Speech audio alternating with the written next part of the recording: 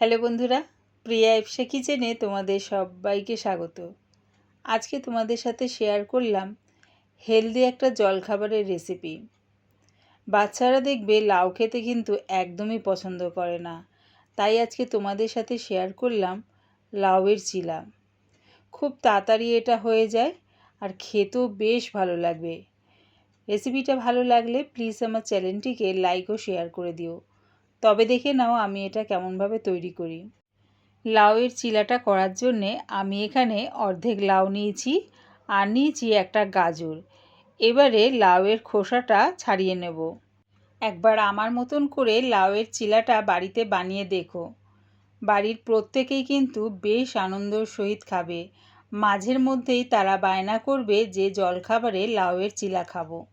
দেখো, লাউয়ের খোসাটা ছাড়ানো হয়ে গেছে আর গাজরের খোসাটাও ছাড়িয়ে নিয়েছি। এবারে লাউয়ের এই পেছন দিকটা কেটে বাদ দিয়ে দিচ্ছি। একটা গ্রেটার নিয়েছি, গ্রেটারের এই ছোট ছোট ছিদ্র দিকটা দিয়ে কাটবো না, এরকম বড় ছিদ্রটা দিয়ে ঘষে নেব। দেখো, এরকম বড় ছিদ্রটা দিয়ে লাউটাকে আমি গ্রেট করে নিচ্ছি।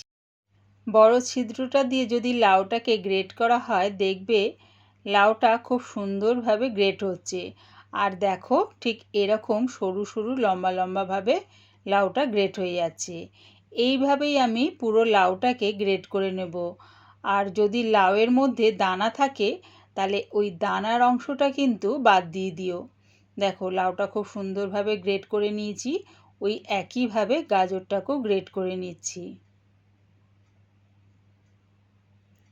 লাউ আর গাজর খুব সুন্দর করে গ্রেট করা হয়ে গেছে। এবারে এটা একটা বাটির মধ্যে ঢেলে নিলাম। দিলাম এর মধ্যে 3টে কাঁচা লঙ্কা কুচি। একদম ছোট বাচ্চারা খেলে তাহলে কাঁচা লঙ্কাটা বাদ দিতে পারো। দিলাম 1 মুঠ ধনেপাতা কুচি। হাফ চামচ জোয়ান এরকম হাতের তালুর মধ্যে নিয়ে 2 হাত দিয়ে রগড়ে দিয়ে দিলাম। দিলাম হাফ চামচ গোটা জিরে। দিলাম হাফ চামচ হলুদ গুঁড়ো।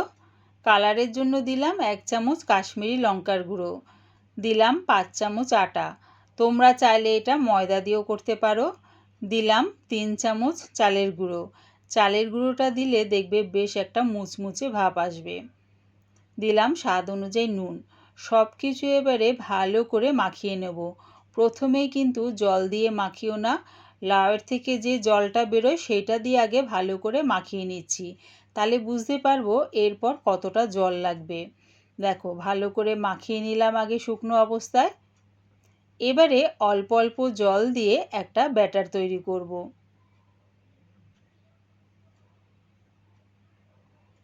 দেখো, অল্প অল্প জল দিয়ে আমি ব্যাটারটা রেডি করে নিচ্ছি। এর থেকে আর বেশি কিন্তু পাতলা করব না, কেননা লাউয়ের চিলাটা করতে করতে লাউয়ের থেকে কিন্তু বেশ খানিকটা আবার জল বেরোবে। এর থেকে যদি আরও পাতলা করি তাহলে কিন্তু একদম পাতলা হয়ে যাবে। তাই এই অবস্থায় আমি লাউয়ের চিলাটা রেডি করছি। গ্যাসটাকে মিডিয়ামে রেখে একটা তাওয়া বসিয়ে দিয়েছি, তার মধ্যে রিফাইন তেল ব্রাশ করে নিলাম। এবারে দিয়ে দিলাম অল্প একটু সাদা তিল। সাদা তিলটা দিয়ে এর মধ্যে 1 হাতা মতন লাউয়ের ব্যাটারটা দিয়ে দিচ্ছি। ব্যাটারটা দিয়ে দেখো, হাতার এই পেছনটা দিয়ে একটা গোলাকার শেপ দিয়ে দিলাম। যখন দেখবে ওপরের দিকটা শুকিয়ে গেছে তখন তার উপরে আবার একটু রিফাইন তেল ব্রাশ করে নিলাম। দিয়ে দিলাম সাদা তিল।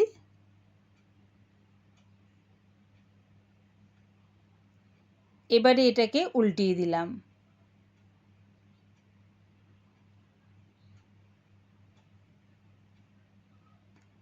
উল্টিয়ে দিয়ে ভালো করে উল্টে পাল্টে বেশ লাল লাল করে ভেজে নেব। দেখো, দুদিকটা কিন্তু খুব সুন্দরভাবে ভাজা হয়ে গেছে। এবারে এটা নামিয়ে নিলাম।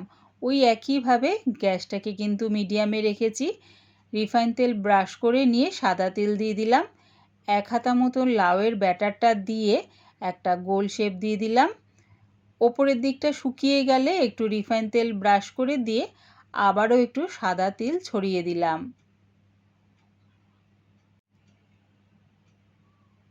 এবারে উল্টিয়ে দিলাম।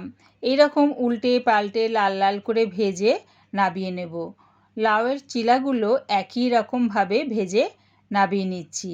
একবার আমার মতন করে লাউয়ের চিলা বানিয়ে দেখো। কেমন হয়েছে কমেন্টের মাধ্যমে জানিও। পুরো রেসিপিটা দেখার জন্যে প্রিয়া ইপসা কিচেনের থেকে তোমাদের সবাইকে অনেক ভালোবাসা রইল। লাউয়ের চিলার রেসিপিটা ভালো লাগলে প্লিজ আমার চ্যানেলটিকে সাবস্ক্রাইব করে দিও।